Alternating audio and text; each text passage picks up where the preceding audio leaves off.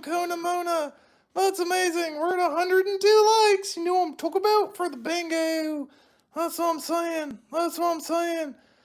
Oh, Zoe Sloan. Yeah, we gotta have Phoebe Nickaberry. She's an OG. E flat. She's an OG. E flat.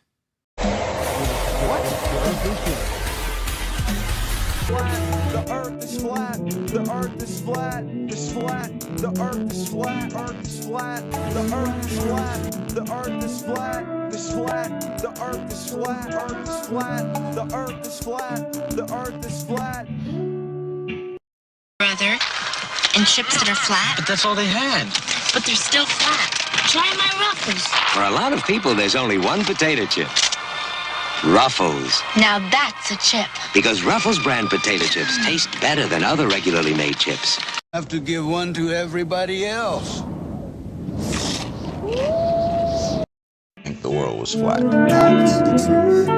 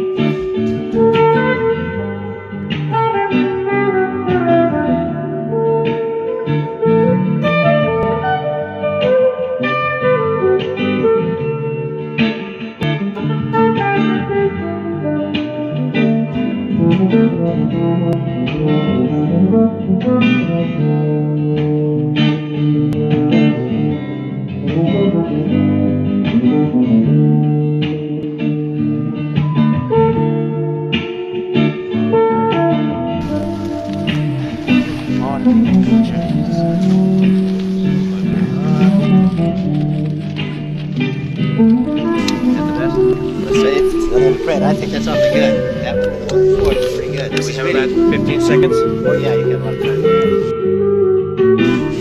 time. I claim this land in the name of...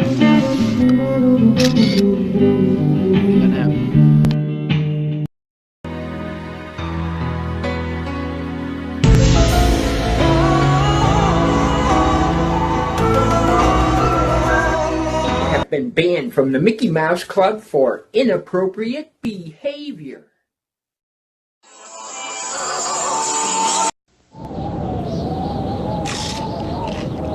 Ruffles potato chips, huh? You suppose I could have one?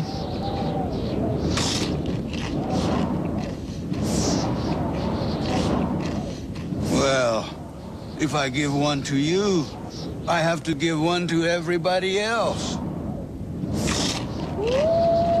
Ruffles potato chips. More taste, more crunch, more reason to get your own bag. I think the world was flat. Facts, the truth.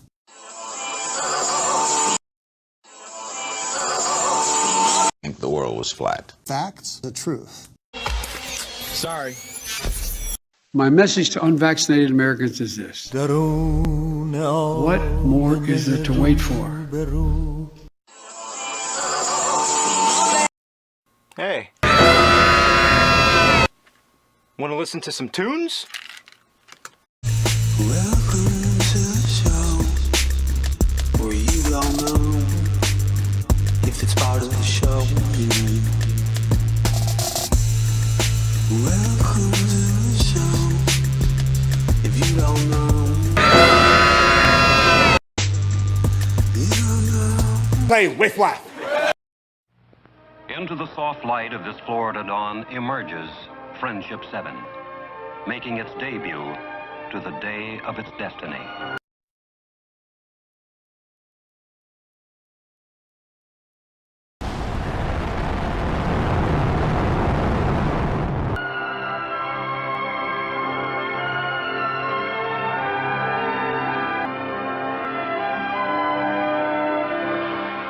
As pilot over half of his 40 years, has flown in 2 wars, and is a veteran test pilot who 5 years earlier established a transcontinental flight record as the first man to average supersonic speeds across America.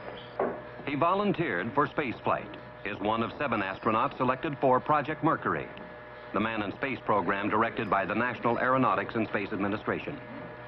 Never in all of history have so many people shared an adventure of such magnitude. The time nears, and soon this Earth path indicator in the capsule will begin showing John Glenn his changing positions above the world.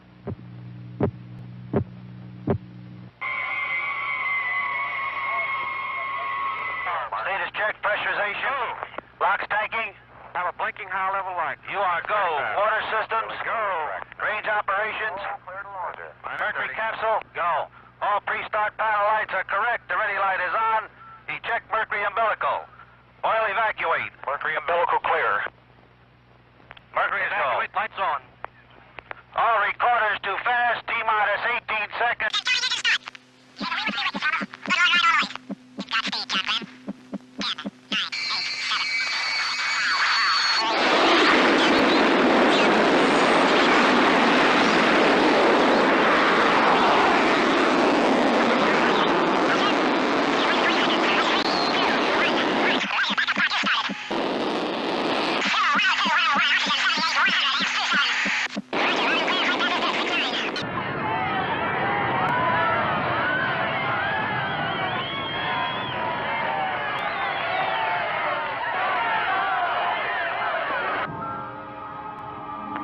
Seconds, leaving a nice vapor trail now. Looks real fine.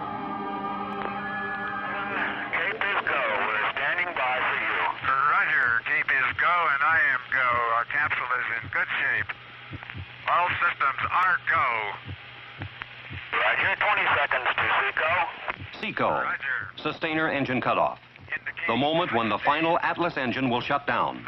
When Friendship 7 should separate from the booster rocket and begin orbital flight. Oh, that view is tremendous.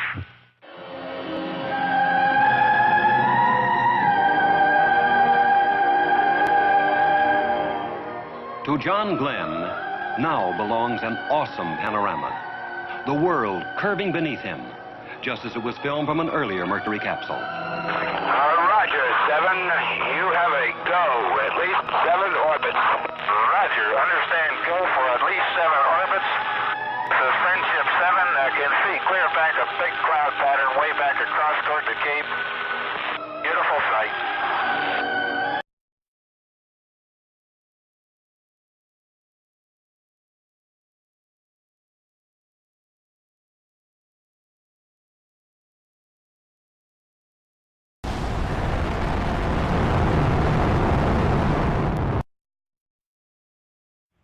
Hello, I'm Colonel Mike Fink from the United States Air Force. I work at NASA, the National Aeronautics and Space Administration. They have just been on the moon. They are the first human beings to have ever visited another celestial body and to have safely returned from it. On the recovery ship, they are welcomed by President Nixon in person. After a brief exchange in front of the cameras, Armstrong, Aldrin, and Collins are placed in quarantine for a few weeks of isolation. Then, on September 16, they appear for a press conference in front of the global members of the press, who welcome them with a standing ovation. But their faces appear somber, tense, somehow preoccupied instead. They seem uncomfortable, and there are several truly embarrassing moments during the event. When the 3 astronauts are asked the meaning of a mission that has brought mankind on another celestial body for the first time, the 3 don't seem too eager nor too enthusiastic about answering the question. Many of us and many other people in many places have speculated on the meaning of this first landing on another body in space. Would each of you give us your estimate of what is the meaning of this to all of us?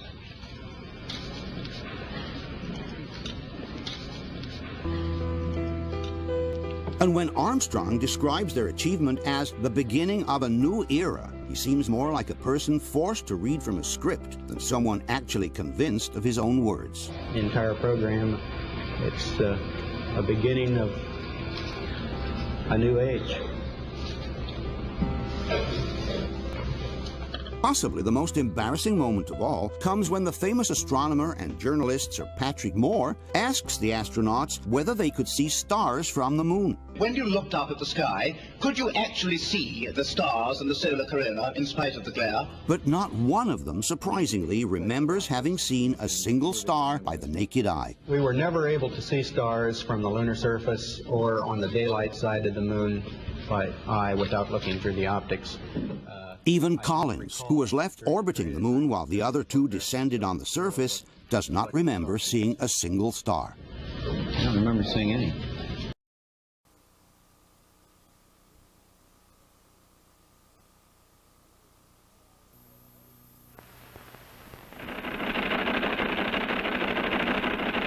It's time for the Longines Chronoscope, a television journal of the important issues of the hour, brought to you every Monday, Wednesday, and Friday.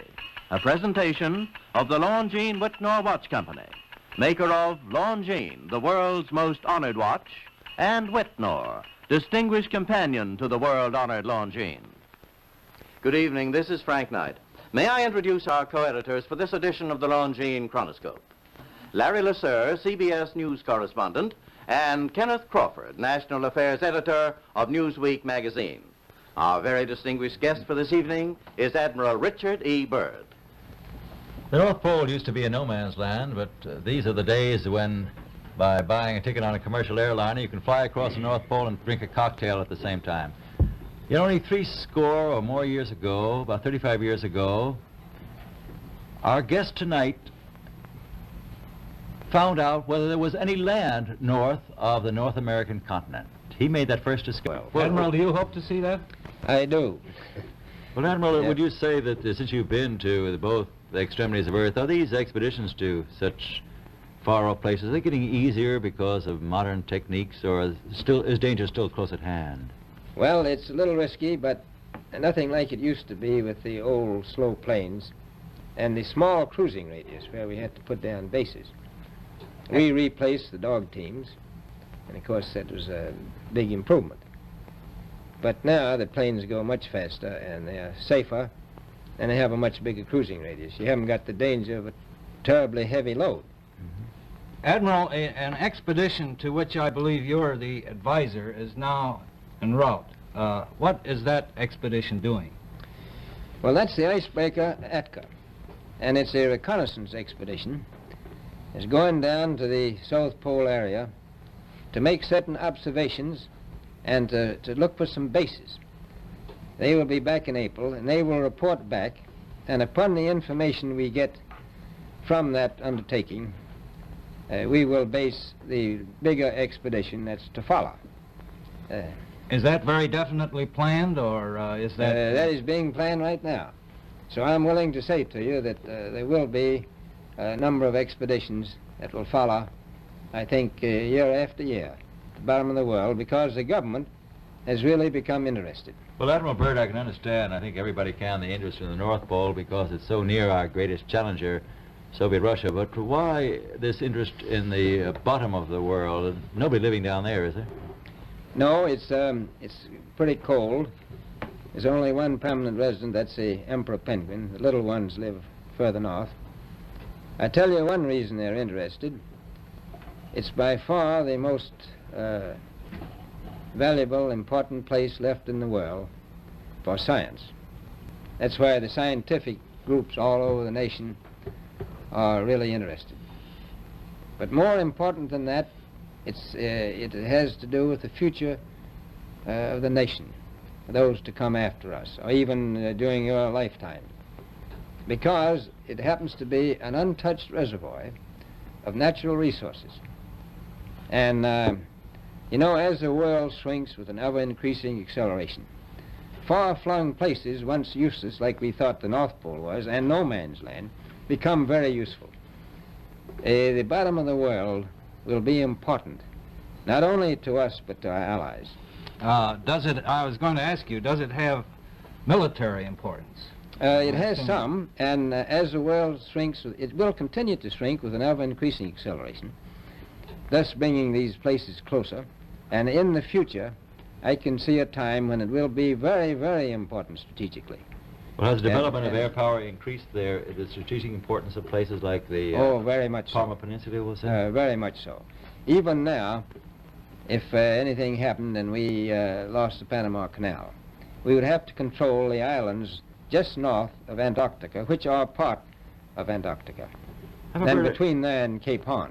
I've heard it said that there are 7 continents in the world, and one of them has never been seen by a woman, and that's Antarctica. Is that actually true? Well, if the Palma Peninsula is an island, as far as I know, that's true. No woman's ever stepped foot upon the Antarctic continent, and it's the most peaceful place in the world. Well, I'm sure that won't last very long. I understand that now that you're working with the Arnold Bread Company in charge of frozen foods. Now, is there any future for frozen foods down these frozen extremities? Well, I think the human race can be helped by that. This was thought out by Dean Arnold, who's, in my opinion, a great humanitarian. He learned that we went down there after 4 or 5 years and finished a meal that we had left there on the table when we had evacuated Little America. Everything was perfect, including the bread. So he got the idea of this frozen bread, and already he sent some to Europe, and it worked very well over there for some of the starving people. So you can store it down in the Antarctic, and against the lean years, and you wouldn't have any people in the world really starving if you did that. Yes, in the event of an atomic war... You stay there forever. Admiral, you speak of the resources of Antarctica. What are they? What are the natural resources there? Well, we've found enough of coal within 180 miles of the South Pole in a great ridge of mountains. It's not covered with snow, enough to supply the whole world for quite a while. Well, that's the coal. Now, there's evidence of many other minerals. We are pretty sure there's oil. Now, that coal shows the bottom of the world. Now, by far the coldest spot in the world. Where that coal is gets 100 below zero in the winter. Well, it was once tropical. So we think there's oil there, and there's evidence, probably uranium there.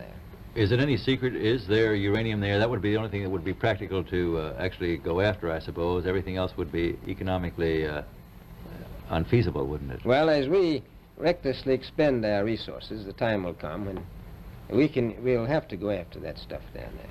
Well, you know, I avoided what you said about uranium. I'm not sure about that. I don't want to have the world fight over the Antarctic. And Robert, is there a competition among other nations to try to get information about Antarctica and possibly to secure some of these resources?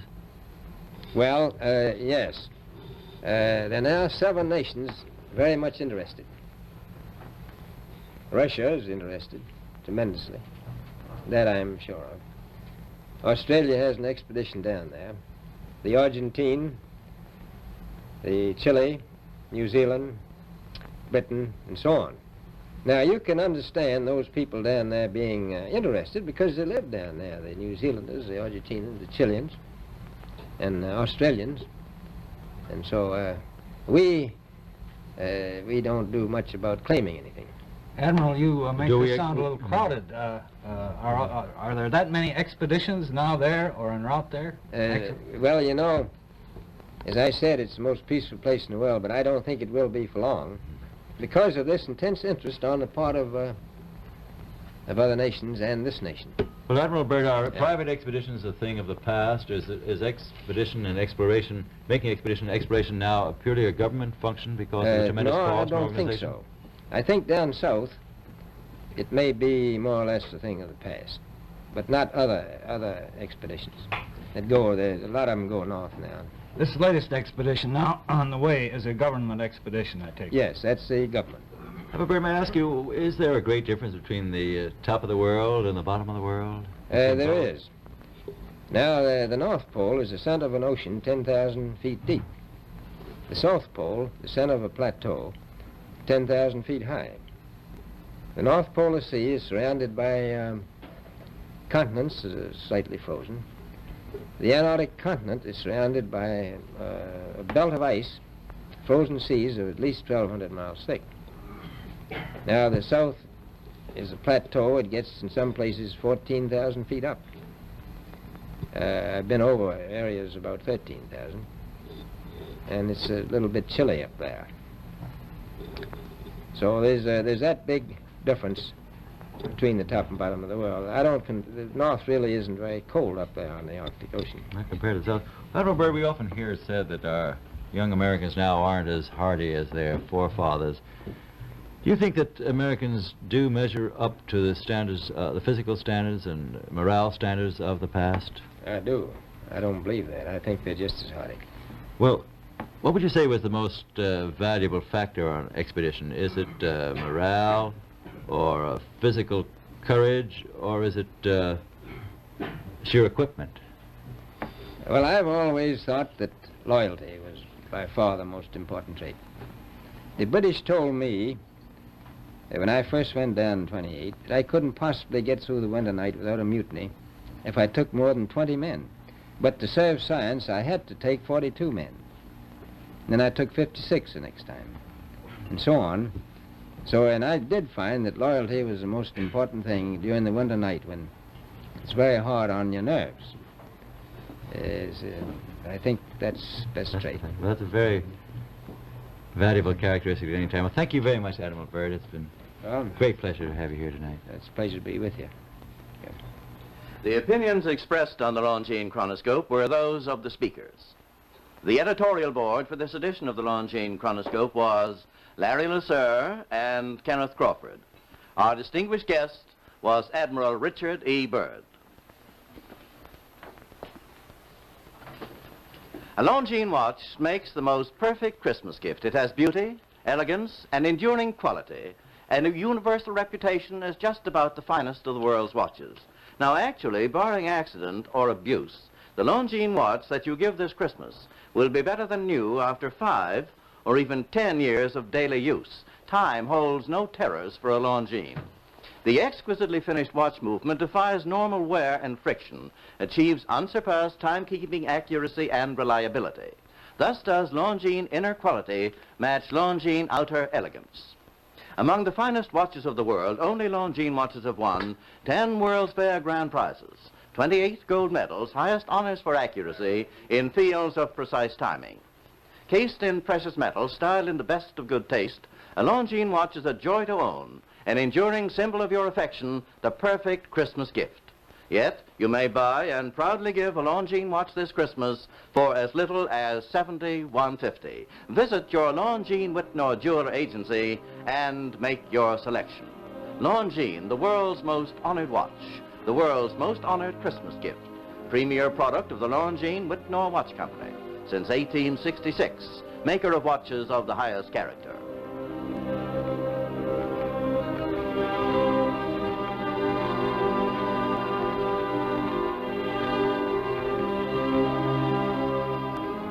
We invite you to join us every Monday, Wednesday, and Friday evening at this same time for the Longines Chronoscope, a television journal of the important issues of the hour, broadcast on behalf of Longines, the world's most honored watch, and Whitnor, distinguished companion to the world-honored Longines. This is Frank Knight, reminding you that Longines and Whitnor watches are sold and serviced from coast to coast by more than 4,000 leading jewelers who proudly display this emblem. Agency for Longines Whitnor watches.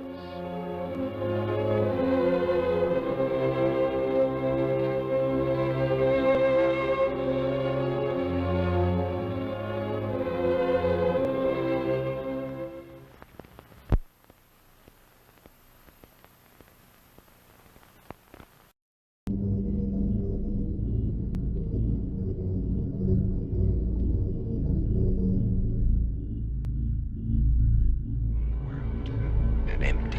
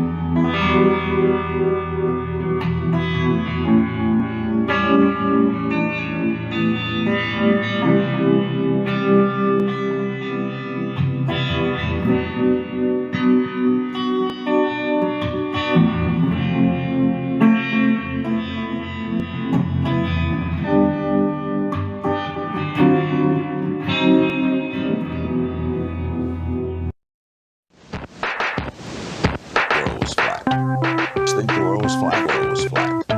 Think the world was flat. World was flat. Think the world was flat. World was flat. Think the world was flat. World.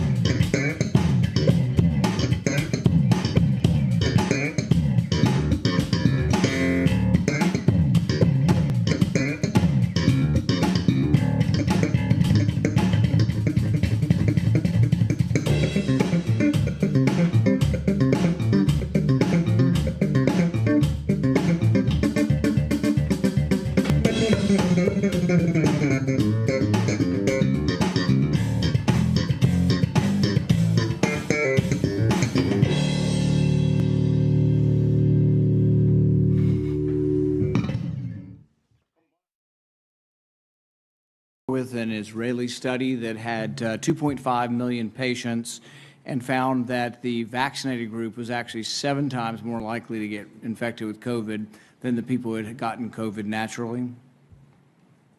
Senator, I'd have to get back to you on that one. I'm not familiar with that study. Well, you think you might want to be if you're going to travel the country insulting the millions of Americans, including NBA star Jonathan Isaac, who have had COVID, recovered, look at a study with 2.5 million people and say, well, you know what? It looks like my immunity is as good as a vaccine or not. And in a free country, maybe I ought to be able to make that decision. Instead, you've chosen to travel the country calling people like Jonathan Isaac and others, myself included, flat earthers. We find that very insulting, goes against the science. Are you a doctor or a medical doctor? I've worked over 30 years on health policy. You're not a medical doctor. Do you have a science degree? And yet you travel the country calling people flat earthers who have had COVID, looked at studies of millions of people, and made their own personal decision that their immunity they naturally acquired is sufficient. But you presume somehow to tell over 100 million Americans who have survived COVID that we have no right to determine our own medical care. You alone are on high, and you've made these decisions, a lawyer with no scientific background, no medical degree. This is an arrogance coupled with an authoritarianism that is unseemly and un-American. You, sir, are the one ignoring the science. The vast preponderance of scientific studies, dozens and dozens, show robust, long-lasting immunity after COVID infection. Even the CDC does not recommend measles vaccine if you have measles immunity. The same was true for smallpox. But you ignore history and science to shame the flat earthers, as you call them. You should be ashamed of yourself and apologize to the American people for being dishonest about naturally acquired immunity. You want more people to choose vaccination? So do I. You want to lessen vaccine hesitancy? So do I. You want to have that happen? Quit lying to people about naturally acquired immunity. Quit lording it over people, acting as if these people are deplorable and unwashed. Try persuasion instead of government cudgels. Try humility instead of arrogance. Try freedom instead of coercion. But most of all, try understanding that there's no more basic medical right than deciding what we inject into our bodies. Today, after hearing that millions of people in a study show without a doubt that there's a great deal of immunity from getting it naturally, do you want to apologize to the 100 million Americans who suffered through COVID, survived, have immunity, and yet you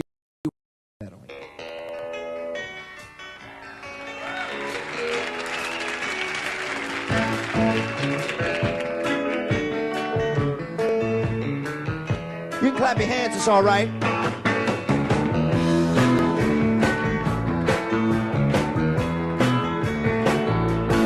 I think you got it now.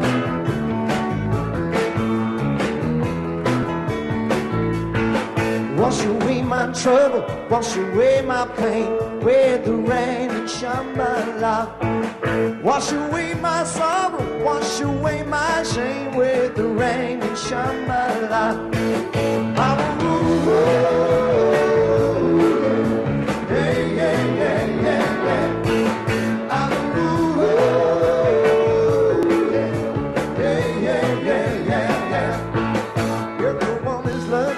Everyone is kind, long the road to Shambhala.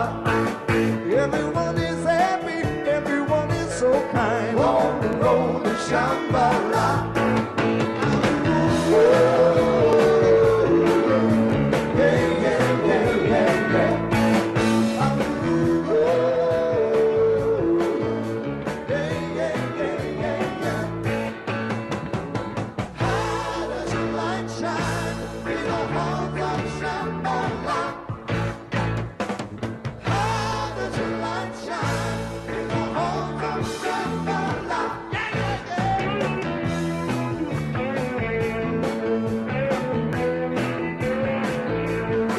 I can tell my brother by the flowers in his eyes on the road to Shambhala. I can tell my sister by the flowers in her eyes on the road to Shambhala.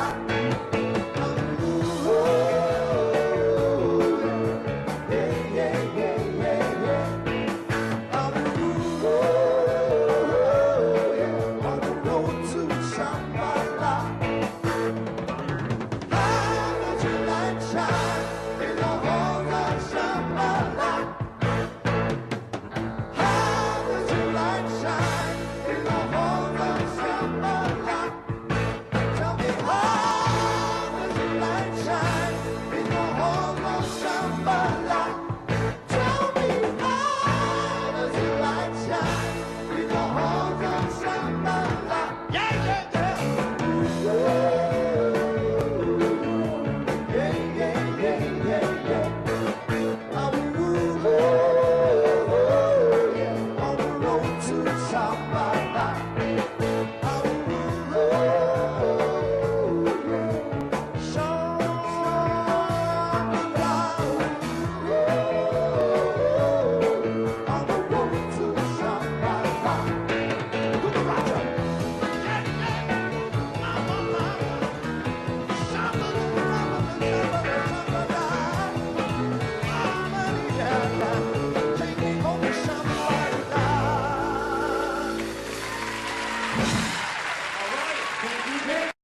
With an Israeli study that had 2.5 million patients and found that the vaccinated group was actually 7 times more likely to get infected with COVID than the people who had gotten COVID naturally. Senator, I'd have to give